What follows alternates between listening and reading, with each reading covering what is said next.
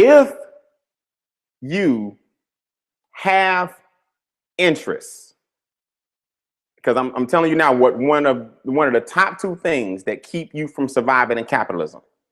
If you have interest on anything, your money is making someone else wealthier than you.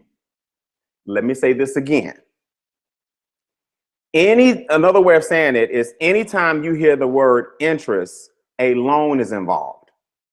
So if you have interest on your student loans, I'm not talking about the interest when I say a loan is involved that they lent you. The interest that you're paying is funding someone else's loan. The credit card interest that you have is funding other credit cards.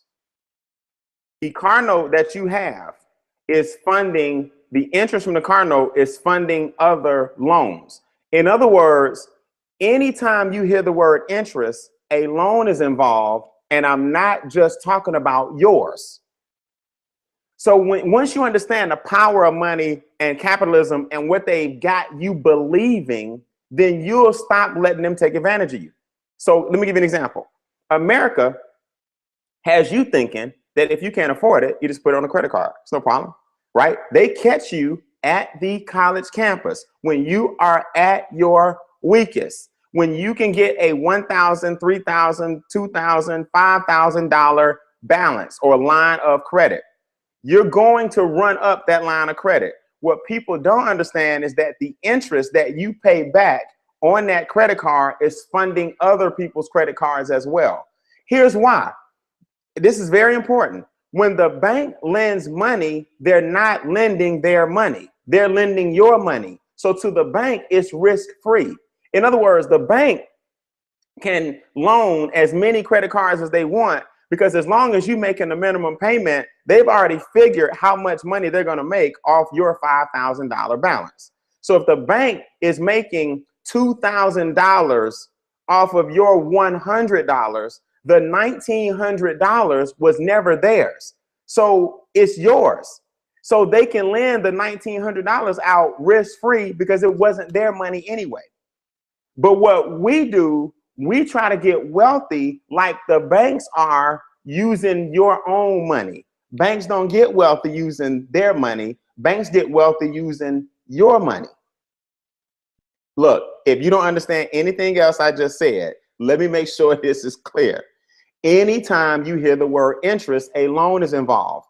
Even on your checking account, if you're getting 1% interest, then that means they made 8% interest, 10% interest, because the bank uses your checking account, your savings account, your money market account, and they give you 1%.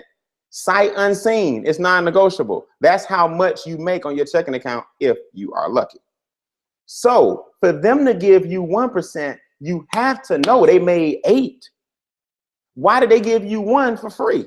Because they made 8. So the 7% that they made on the money in your checking account, they lent to other people to pay their student loans, pay their mortgage, pay their car notes, and pay their credit cards. So your money is funding other things. It's just not funding you.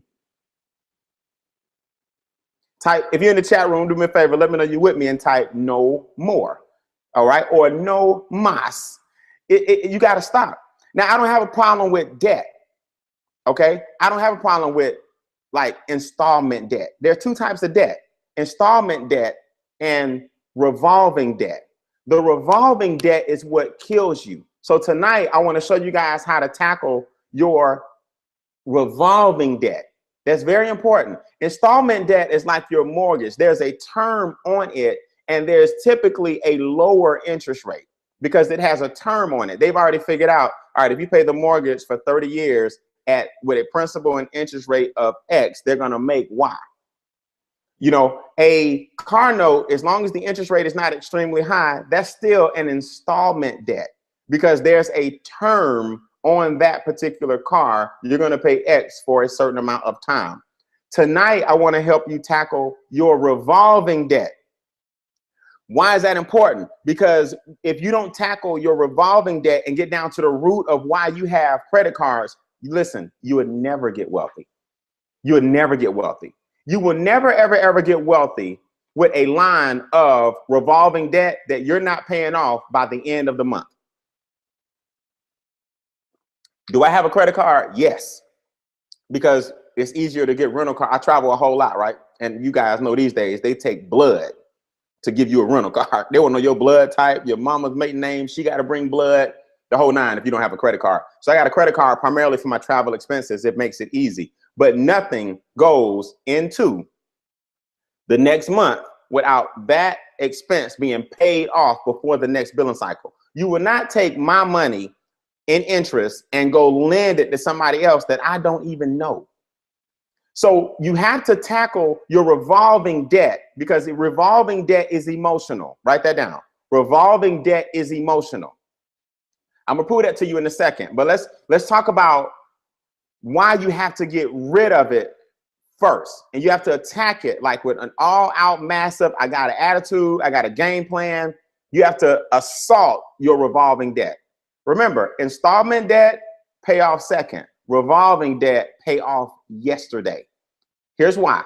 Let me give you, instead of speaking in, let me just give you the facts. All right, here's the reality. When you are in debt, number one, you are slave to the lender. Now, that's not me, that's biblical. The borrower is slave to the lender. So what that means is, if you have revolving debt and a lot of installment debt, there's a certain part of your life that you don't control. Now, I don't know about you guys, but I'm not trying to position myself where at any point, anybody can come get my stuff back.